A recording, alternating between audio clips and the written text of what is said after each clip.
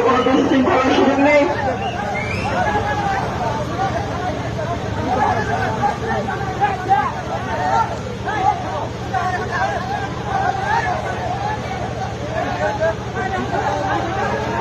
আমরা সবাই এক এলাকার এক পরিবারের